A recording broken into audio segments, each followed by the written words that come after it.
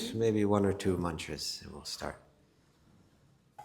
Om Jnanatimirandasya Jnananjana Shalakaya Chakshurun Militam Yena Tasmai Shri Guruve Namaha Vanchakalpatarubhyascha Kripa Sindhubhyevacha Patitanam Pavanebhyo Vaishnavebhyo Namo Namaha. Okay, welcome back, everyone. We're at today we're at kind of like a I don't know, pivotal moment or kind of a transition where we have originally in the first lesson we defined yoga. Did any of you memorize it? Yes, I'm a video. Let's get you got the microphone. You're good to go.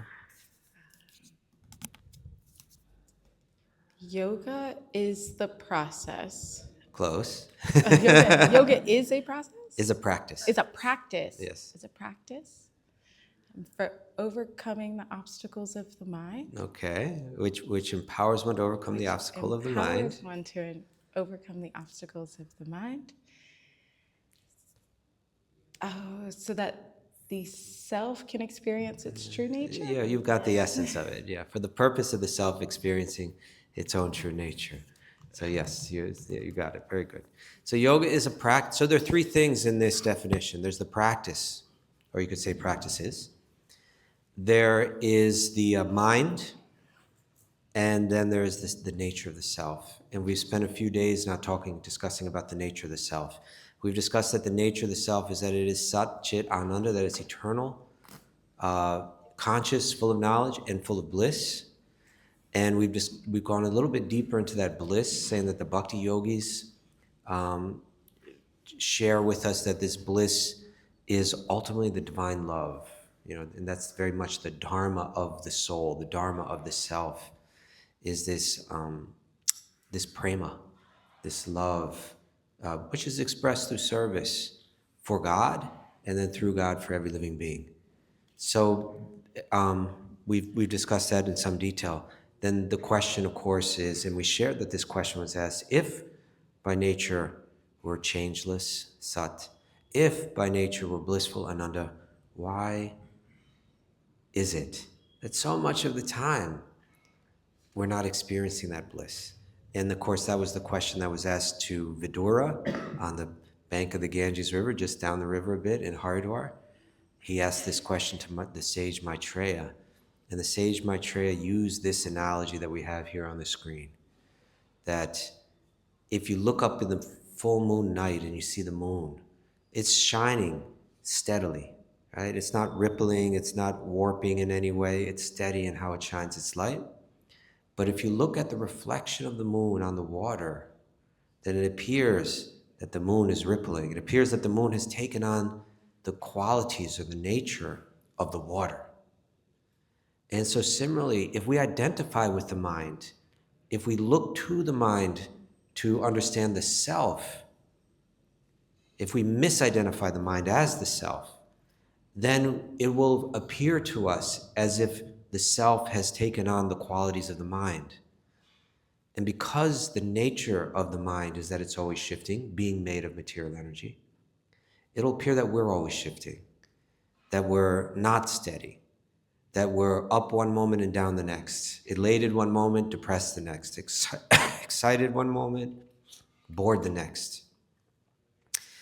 If we are to achieve the steadiness and the steady bliss, the steady happiness that is our nature, then we're going to have to understand that we're not the mind and identify the true self, the Atma, as being us.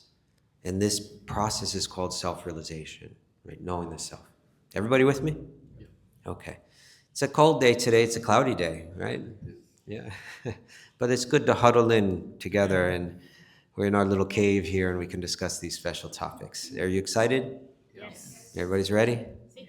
Okay, so now we're moving on from discussing the nature of the self. Not that we're not going to continually come back to it, but we're going to move on to understanding the mind. And I want to share with you an idea of my own, a thought of my own, something that I find very fascinating. And that is that this wisdom, this knowledge that's been handed down for so many centuries through the sacred text of India, of the Bhakti tradition of Vedanta, that it's been handed down for all these years. They had all kind of, we've been using nature analogies to help illustrate it. The sages use these nature analogies. Nowadays, there are other analogies that we use that involve technology. And we find that some of these analogies are so strong. There's such a strong connection between how our technology functions or how it's designed and how the yogis explained the body, the mind, the self, how these function. They run so, the parallels are so strong that it increases one's faith that, oh, they were really onto something how they explained it here.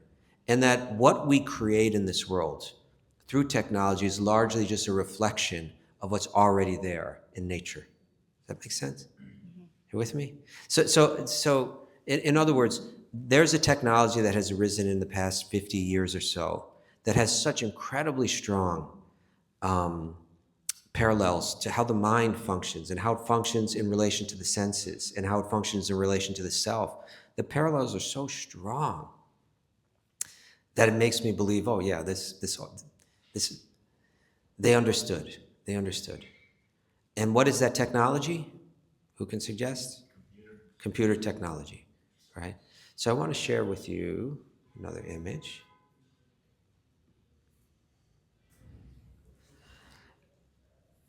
If the yogis were writing their text now, they would be saying that essentially what the mind is, it's a computer. It functions exactly like a computer. It receives information, processes information, stores information, and then it can also send information back out. Right? We lost it. We lost the electricity, and that went out. Okay. Well, you got a quick glimpse of it, right? So at least you got that. I'll put this aside because who knows if we're going to get it back. Hopefully we'll get it back soon. But yeah, let's think about this and think about this carefully. Imagine that you were locked in a dark closet. There's no light in there. You couldn't get out. And the only thing that you had in that closet was a computer and a Wi-Fi connection. Okay? So you had the ability to receive information from the outside world. You know, there's websites that you could go to, there's emails that you could receive, that you could use Zoom to communicate with people outside, and so many other channels of communication. You could receive that information, you could process that information, you could store that information, and you could use your computer and those same channels to send information back out and communicate with people outside of your closet. The yogis are saying that's essentially what the mind is, that the self is like trapped in the dark closet of the body. And we have this faculty of the mind, which we use in the same way that one would use a computer. Does that make sense? We're just beginning to examine the parallels, right? Now let's think about it. What do we use to take information into the mind? The yogis will say it's the senses, right? We can see things, and the visual data is transferred from the eye to the mind in some mysterious way, right? There's there's audio data that we receive through the ears. It's transferred from the ears to the mind. There's, what would you call it? Tactile data that we receive through the skin that's transferred to the mind. And there's taste, as well as smelling, aromas that come through the nose. So we bring in information through the senses. It's transferred to the mind, it's processed in the mind, and then it's stored in the subconscious mind, right?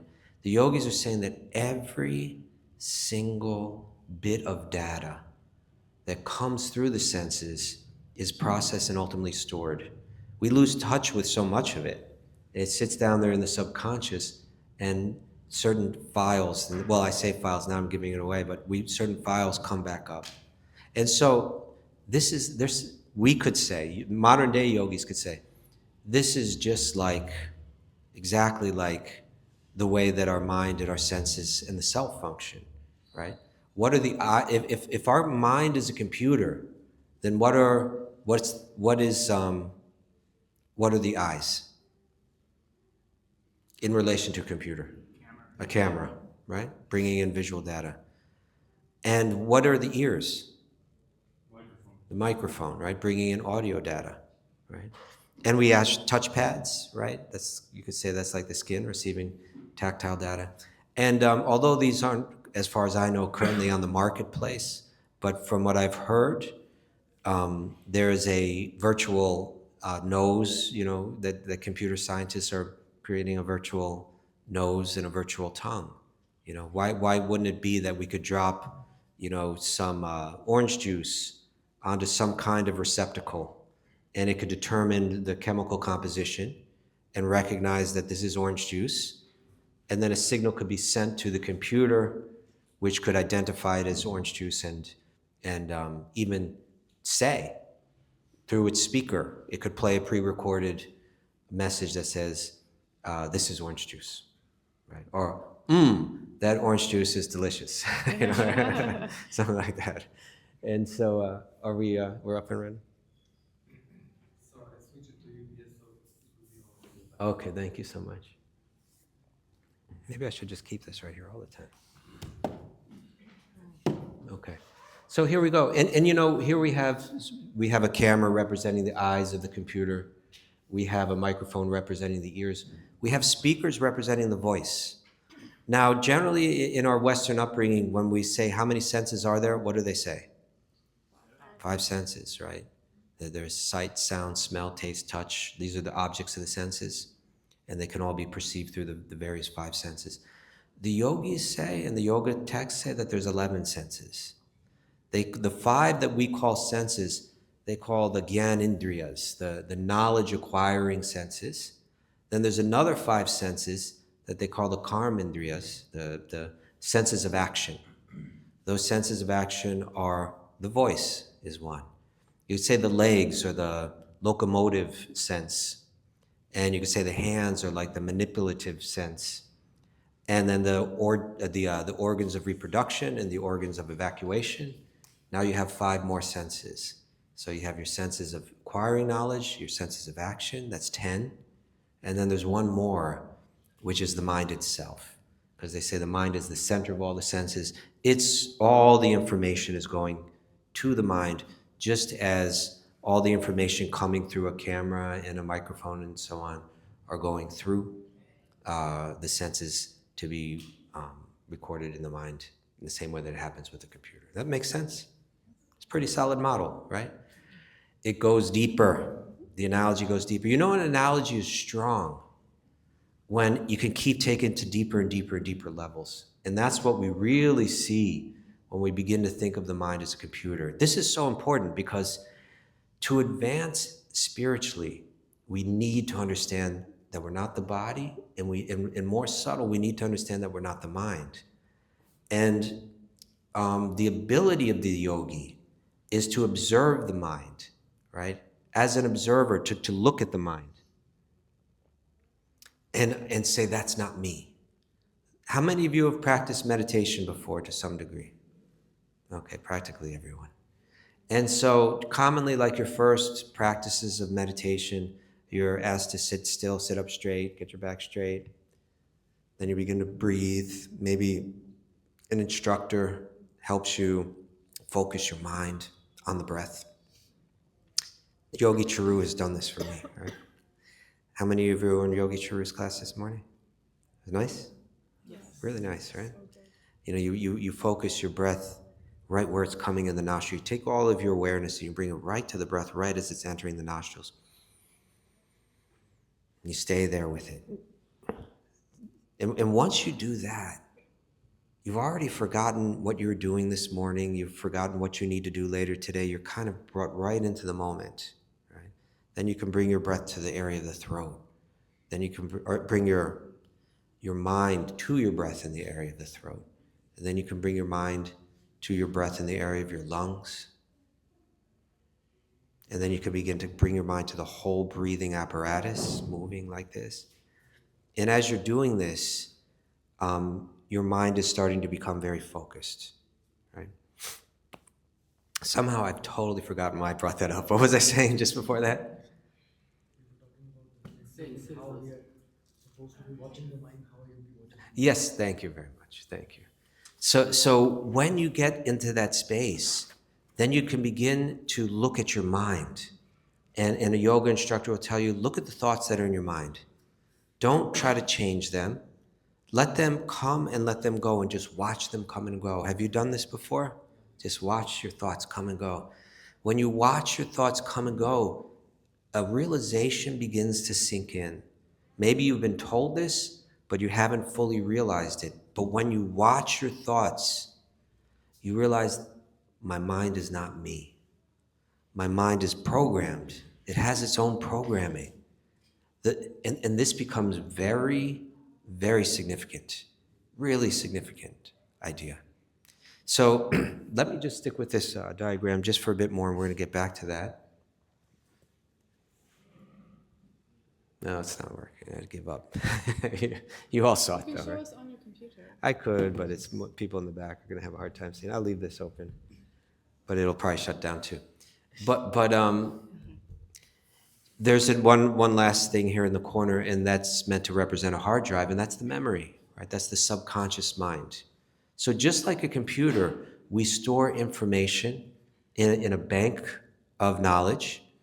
It's okay, Andre, because I think it's just going to distract me just to try to run this, but we got it up there. I just have to learn how to use that better. Or hand it off to an assistant, maybe. Oh, there we go, okay. So you can see now there's a memory, right? There's a hard drive wherein the information is stored. The yogis, sometimes they'll call that hard drive, the subconscious mind, the chitta. Certain texts identify the subconscious mind as the chitta. Other texts speak of the entire mental apparatus as the chitta. And because that can get confusing, when I refer to it, I think I'll just refer to it as the subconscious mind, right? Where our thoughts are stored. And so the yogis are saying, we see something. It enters the eyes, is processed in the mind, it moves to the subconscious mind. And sometimes those thoughts will come back up. Sometimes we intentionally draw them back up where we try to remember something. We pull a file back up from the past. Sometimes they rise without our asking for them to come. Sometimes certain external data triggers a file to be reopened and rise to the surface of the mind again. And then it comes and it's dealt with on the applications of the mind. So we have here the senses, which are like the plug-in devices into the computer. We have the computer, which is like the mind. We also have applications that function within the mind. So we're going to discuss those next. But one question, what's missing from this diagram? Huh? Soul. Yeah, the observer, the user of the computer, right? The user of the computer. So what is the user of the computer? The soul, the self, right? The soul. And so the soul is the one using the computer, operating through that computer, functioning with this world through a computer of the mind. But the soul is actually more than just the user. The soul is doing something more still. Because there's one other thing missing from this diagram. Can anyone think of what it is? Heart, you said heart, I think. Well, sticking to the computer side of the analogy, what's missing from this diagram? For this all to work, We need a charging case. you need a power source, right? There needs to be a power source to run the computer and all the other equipment that's plugged in. And that's also the self. That's also the soul. The soul is both the user of the computer, but also the power source for the computer. It's the soul that makes the body come alive. It's the soul that makes the mind come alive. Without the soul, it's all dead. Make sense? Just like a computer shut down. Yes, Prabhu. Could we not say that? Could we say that the Jivatma is the user and the Atman is the power source? You're making a distinction between the Jivatma and the Atma? I don't understand the distinction. So Jivatma is What's the Or you're thinking of Paramatma and Jivatma? So Atman is Paramatman, like all the Vedantic texts and all of Yes. the Vedic texts say. But Jivatman is the one which is with samskars and which is the in my it Yeah. might be totally flawed. But the way I see No, no. Certainly, either one of them is capable of powering the body. But from the descriptions I always heard where we speak of the Atma, is the giving power to the body, and the Paramatma is coming along, following that soul that's charging that body. That was how I've heard it described. Yes, yes. Which is also, that's one other thing that's missing from this diagram, which we'll get into later. Yes, Paul. Another item that comes to my mind is that we receive wisdom often through meditation, and maybe Wi-Fi is kind of like that signal from the cloud. There's so many, right? In other words, it might come without the gross physical plug-in device. So that's there too. That's a good point. And there'll be more. Let's talk a bit about the applications in the mind. Okay, I'm going to describe 3 applications. Now, applications are programs that process information in different ways, right? We have one application on our computer that allows us to watch videos. We have another application on our computer that gives us the facility to, say, compose literature and edit literature. And then there's another application on our phone or on our computer that allows us to make phone calls and so on. They each have different functions. And commonly, the different applications are capable of interfacing with one another, right? Certain applications, I can't think of any right now, but you can probably always, think of one app interfaces with another app. And, I can go to WhatsApp, and then we were talking about this earlier, and I can find a link to YouTube, and then I can find myself in that application.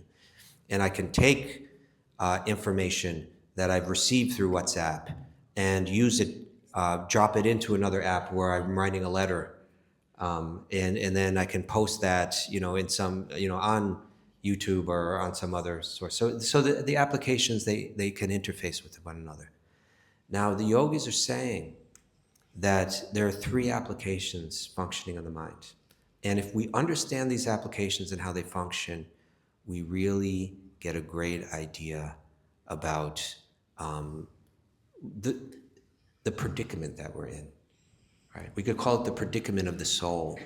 This spark of spiritual energy, eternal, full of knowledge, full of bliss by nature, but trapped within a material body, right? Operating and functioning, interfacing with the world through a material mind that's programmed with all kind of information, right?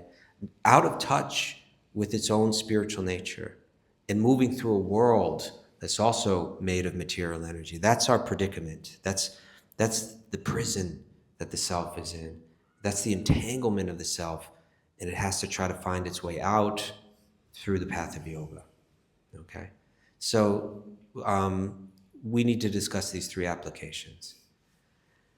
In Sanskrit, they're called the manas, the ahankara, and the buddhi. And we could translate those like this. It's difficult to get English words that really capture what they mean. But when we say the manas, we can say the impulsive mind. All right, the impulsive mind. And I'll get into more what I mean by that. But essentially it means that it has instant reactions to the data that comes in. The ahankara, we could call the false ego. It's an application which presents false information about who one truly is. And then the third app is called the buddhi, and that's the reasoning facility within the mind. It's almost like the opposite of the manas, where the manas is just reacting. The buddhi is considering. The buddhi is reasoning. The buddhi is discerning, reflecting, right? It has the ability to do all these. Okay, so these applications are running on what you could call the random access memory, right? They're dealing with the information that the mind is currently engaged with. There may be so much information that's stored in the subconscious mind, in the hard drive of the subconscious mind, so many files down there. And there's so much more information to gain outside. But the random access memory is that part of the memory which is where the mind is currently engaged, what's come up to the screen, we could say. That makes sense? So I want to talk about the manas, the impulsive mind. I want to describe exactly what I mean by that. And I want to demonstrate to you all how significant this is in all of our lives. And then I'm going to take you to the red pill, blue pill moment of this series. So you have to be prepared for that. Are you ready for that? Yes. You say that, but are you really ready to take the red pill? Yes. Okay, because it's challenging. It's scary. It's scary to take the reality pill. But I'm going to ask you to take it. But first, let's talk about this manas. When I say the impulsive mind, what I mean is that there's programming within our mind, likes and dislikes. This manas is the storage place of our likes and dislikes. If you could open up the coding to the manas, you'd see like this, don't like that. Like this, don't like that. And it's not doing any reasoning. It's just triggered by whatever data comes in. I like it. I don't like it. That's how it functions. It's instant, spontaneous, impulsive. Does that make sense? It's not reason. Like if I were to turn around right now, and I would see there's a stack of chairs right there. Stack of chairs. Now I'm going to have an instantaneous, impulsive reaction to those chairs. I might say, well, what a great design, those chairs, just the way they stack up like that. Or I might say, who put those chairs there? What are they doing there? They don't belong there. I might say, what a nice color. Or I might say, why dark chairs? I like those light chairs better. But it's going to be an instant reaction. It's based on programming. Before I even consider it, there's something in me, there's some programming in that part of the mind that either likes it or does not like it. Does that make sense? Impulsive, yes. Let's get the microphone back to you, just one moment. I was just going to ask, so you're saying that that's not based on past experience? That impulsive response? I'm saying it's programmed by past experience. Okay. But in that moment of the reaction, there's no reasoning involved. There's no reflection involved. Okay. It's been pre-programmed by past experience, and then it has an instant reaction. Okay, thank you. Thank you. Good question. Okay, so it has these instant reactions. Now let's consider the computer. Oh, by the way, I want to say one more thing about the manas. It has instant reactions of either like or dislike, attraction or aversion, right? Think of it like that. This is sometimes the language of the yoga. What's the Sanskrit terms the yogis use for attraction and aversion? Raga and dvesha. Thank you. Raga and dvesha, right? I like it. I don't like it. I want it. I want to get away from it. Bhagavad Gita is going to tell us that we're all born into this world with this attraction and aversion, with this raga and dvesha, right? It's this programming in the mind. Do we what question back there? Microphone coming to you. So I was just wondering, for example, with the weather, like I really Yes. like warm weather, and cold I don't like because I instantly feel my muscles tensing up. So there's an instant body reaction to it. Sure. So is that also a program, or is that? Welcome, Maharaj. Thank you so much for attending. Is exactly what programming? So, of course, my mind's thinking, "Oh no, it's cold." Yes. But my body's experiencing pain, maybe. Yes. So there's a connection between the body and the mind, but the mind's going to have its instant reaction. You see that, oh, it's a cold day, and your mind has an instant reaction. Oh no, it's a cold day. I don't like that. Exactly. Now, So believe it or not, some people like it. I know. Right. I was literally like a couple of days ago writing down things I like and don't like to inform my mind that we're trying to not have preferences. So today I went outside for the first time. I thought, wow, it's cold. Yeah. So I'm trying to reprogram, but still it's an instant. So thing. that's a really fascinating practice you're doing. It's a very yogic way of thinking. That the yogis are cultivating an even-mindedness, right? That if it's hot or cold, I'm okay. If it's hot or cold, it's not going to rock my world. right? But the manas, it means like I can't really change the instant reaction. It just means I can like come to peace with it. No, because let's stick to this computer analogy. The manas is programmed in a particular way, but it can be reprogrammed. Okay. And it's a great question, and that's so essential, because in the 6th chapter of the Bhagavad Gita, Krishna is going to say to Arjuna, the mind can be your best friend or your worst enemy. It can drag you deeper and deeper into entanglement of the world and deeper suffering, or if it's programmed the right way, it can pull you in the right direction. It can free you. It can take you away from all of those attachments that are binding you here. So this is why this interface between the manas and the buddhi, between the impulsive part of the mind and the reflective part of the mind, the reflective part of the mind can reprogram. It can convince the mind that other things will make it happy. The manas. The manas is just like, that makes me happy, that doesn't. And this is the crucial other thing I want to share about the manas, the impulsive mind. It's also the decision maker. It's also the one that makes the decision in the end. And it's making it based on what we think will bring us happiness. So I'm wondering if even like if the mind is reprogrammed, the body will react differently. well, there's a connection between the body and the mind. So it certainly, like we use these phrases like, that makes my skin crawl, or that, gave me chills, or things like that, because we have an instant reaction and then something happens in our body, right? Our hair may stand on end, or there might be some sexual bodily, reaction, or some kind of facial, something that we see that we find attractive, our eyes open wider, right? Something that we find repulsive, we get some kind of grimace on the face. And so certainly the body is reacting according to the programming of the mind. Thank you. Strong connection. And it goes deeper into the nervous system and all of that. Yeah, so now we're thinking like yogis. So when we think like that, we're thinking like yogis. Why should I allow my mind to determine what my life is going to be like? Why should I allow my mind to determine what makes me happy and what doesn't? And is there something to experience of the self that's beyond the mind, where I'll find a deeper treasure in life than the shallow things of the external world? This is the way the yogis are thinking.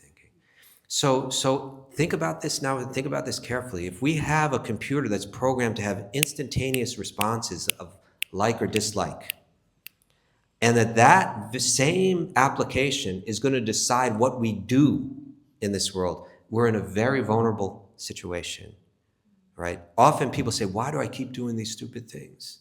Right? Because of your attachments that are programmed into your mind, right?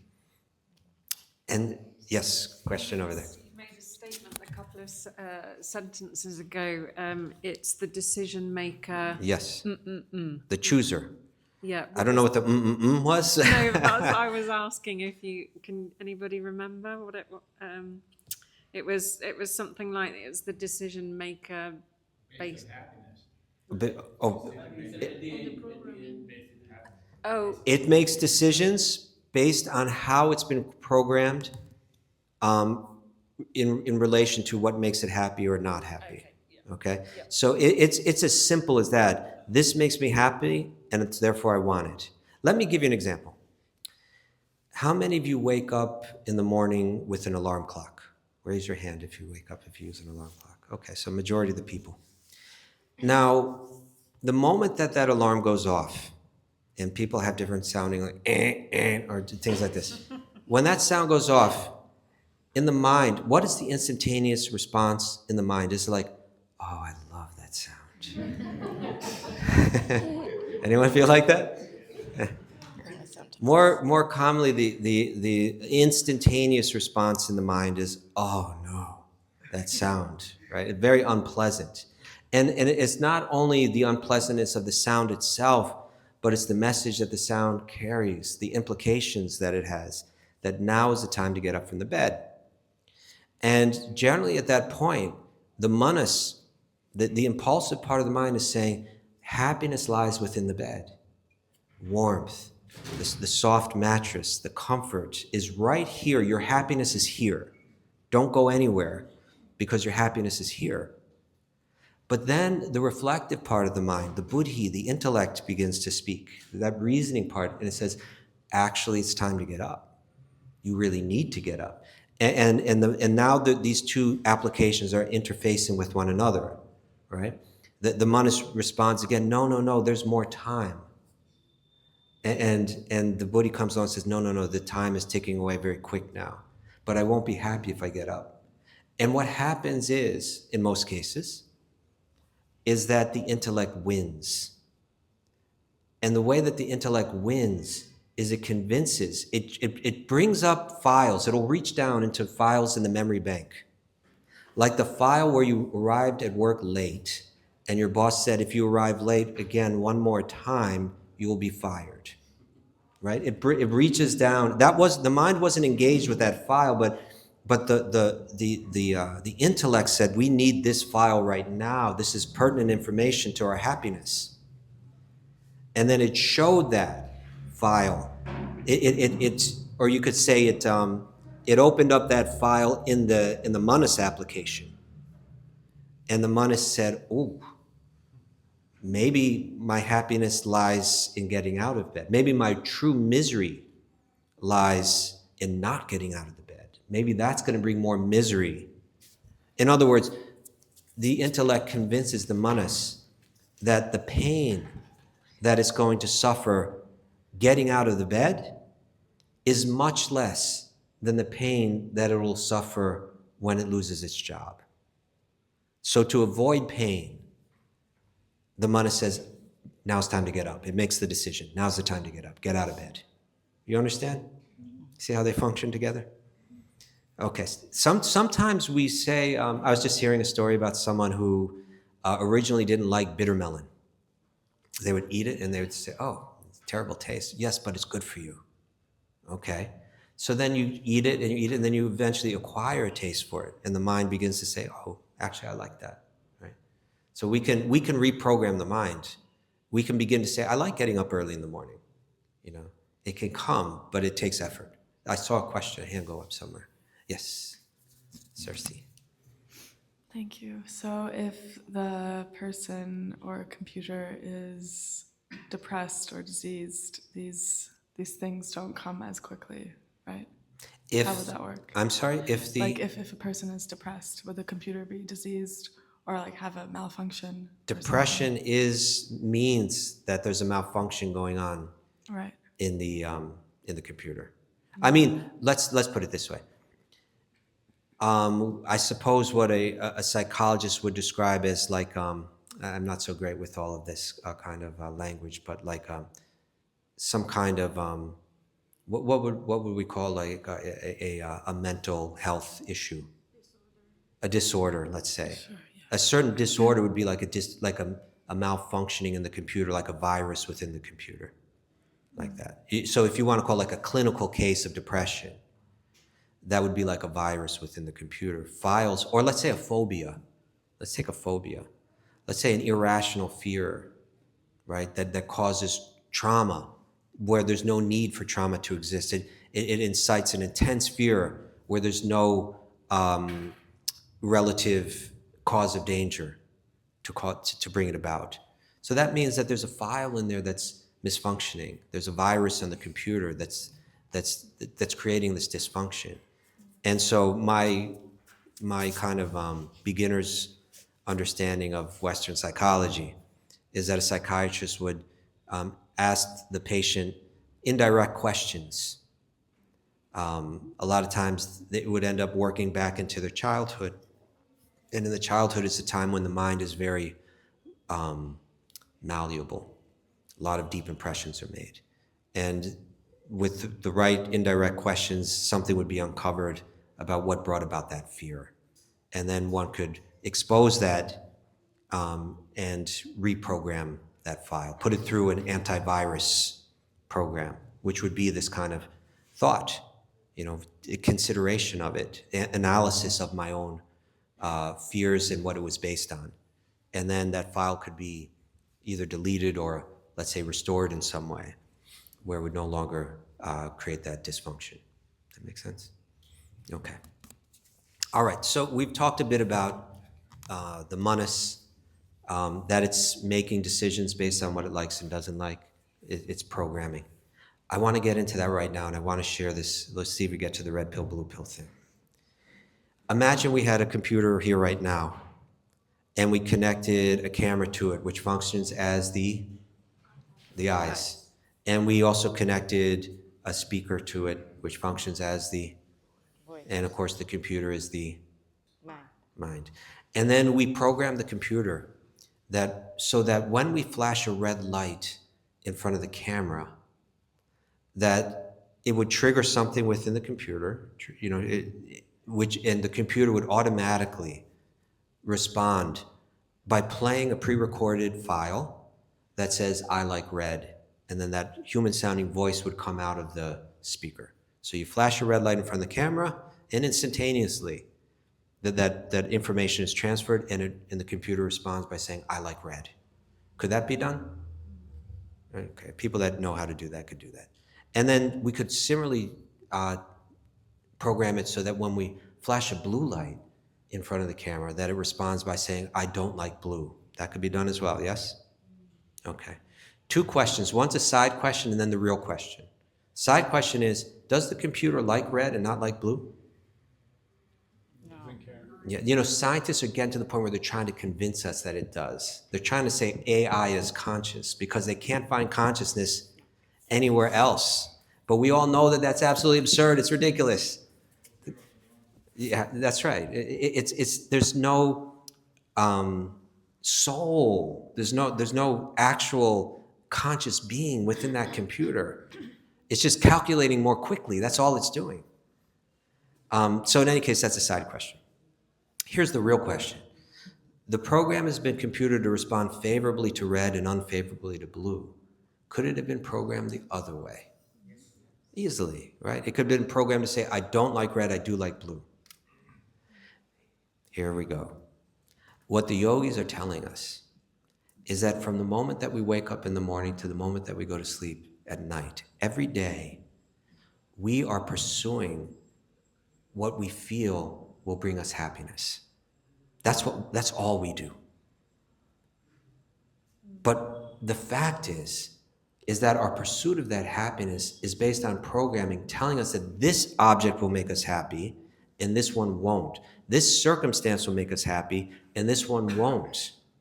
When really, it all could have been programmed the exact opposite way. Does that make sense? Now, if that's the case, then what is the meaning to our life? Why are we chasing these external things as if happiness lies within them when clearly it doesn't? It's just that our mind has been programmed to respond to them as if happiness lies in them. You understand? So we're spending our entire life pursuing happiness and things that actually don't have it, and it's all based on false programming. What are we doing? Right? So if that is the case, then we all have to make a decision in life. This is the red pill moment, folks. Am I going to continue to just live life this way? Just following random programming in the mind as if it were true, a slave to the programming in my own mind? Or will I take up the challenge to reprogram that mind in such a way where it works for me, not against me? In other words, will I be controlled by my mind or will I control my mind? Being controlled by my mind is the way that the average person works through this world. And controlling the mind is called yoga. That's what the yogis are doing, right?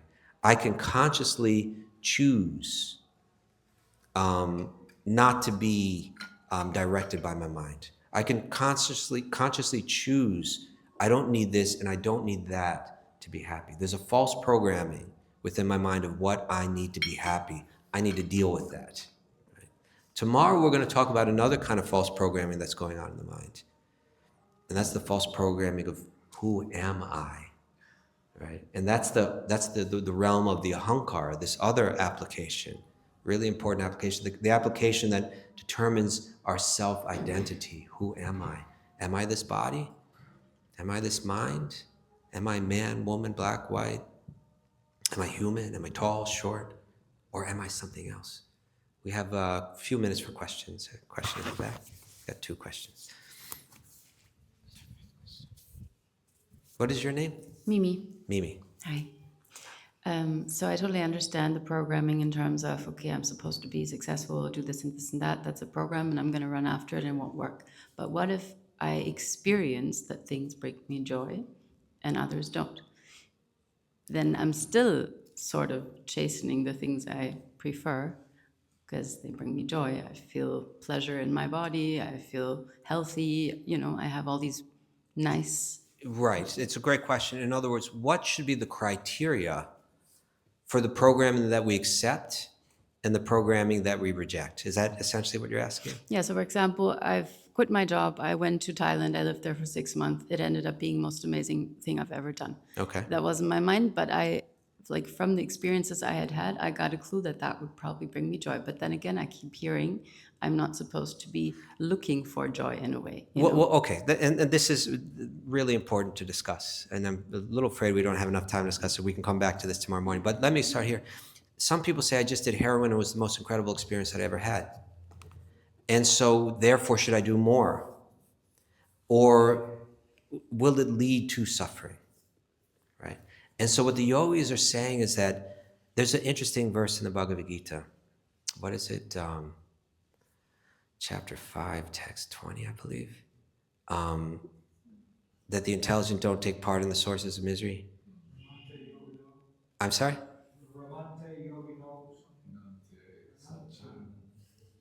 I'm sorry?